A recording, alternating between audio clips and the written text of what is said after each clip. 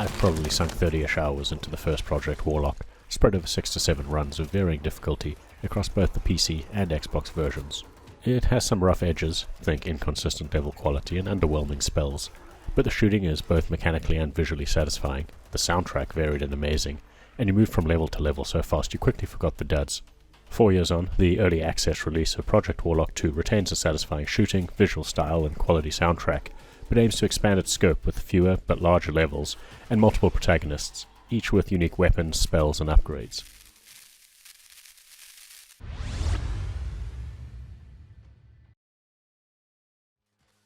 This early access build only covers the first chapter of 3, a healthy chunk of the game, but you only play as Palmer, one of 3 disciples of the first game's Warlock.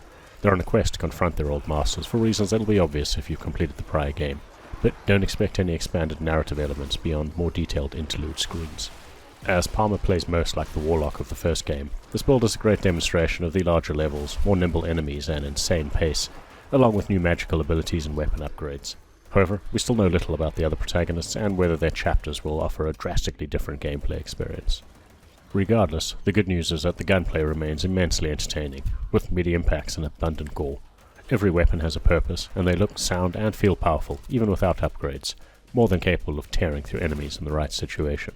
The sword cleaves through most cannon fodder enemies, albeit limited by a recharging stamina bar. The double-barreled shotgun gibs anything in your face, and even the low-damage assault rifle has excellent accuracy for landing headshots on advancing foes. As a result, the challenge, at least in this first chapter, comes from the ferocity and size of the hordes you'll face, sometimes upwards of 500 enemies per level. That said, even on the highest difficulty currently available, come get some, it's still manageable, as Palmer is all about crowd control. His magical abilities include summoning a second weapon for a brief period of dual wielding, an AoE freezing spell that leaves enemies vulnerable to shattering, and a damage over time ignite spell. Despite that impressive arsenal of guns and spells, it won't keep you alive if you're standing still, and the player is far more agile in Project Warlock 2.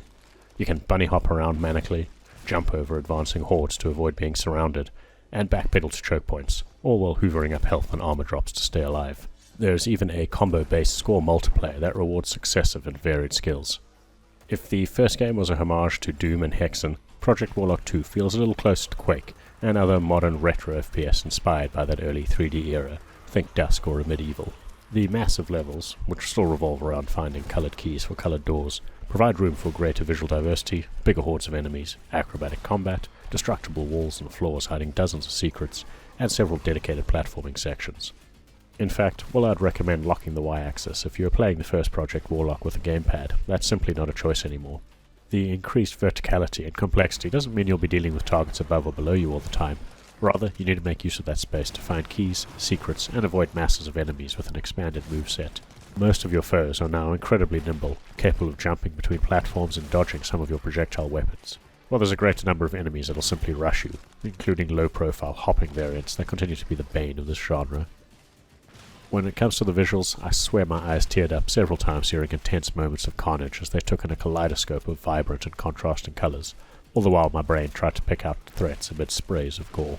It's simultaneously incredible, and all enemies now have sprites from multiple sides, but it also makes busier firefights less about prioritising targets and more about keeping your finger on the trigger while aiming in the general direction of approaching enemies.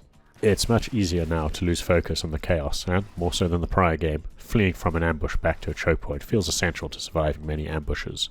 At least the decent spatial audio and distinct enemy calls help you track your targets. The soundtrack is once again amazing, although all my favourites, including the main theme, are reworked classics from the first game.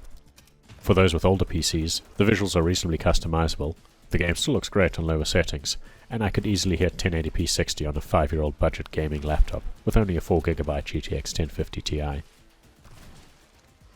So based on this early access build, Project Warlock 2 is just as entertaining as its predecessor, but with a level structure and flow that are different, not necessarily better. Project Warlock was all about a constant sense of forward momentum, thanks to the succession of short levels, rapidly changing enemy variants, and fresh environments. Project Warlock 2 is still a fast-paced shooter, but it wants you to spend time in its larger and sometimes labyrinthine levels. It's a double-edged sword, as while they're more varied and technically impressive, searching for a missed key, upgrade terminal, or secret hunting all drag down the pace, and these moments stand in stark contrast to the relentless pace of combat. It's something that also bugged me about the otherwise excellent Doom 2016 and Doom Eternal, and we'll just have to wait and see what the balance is like in the final game.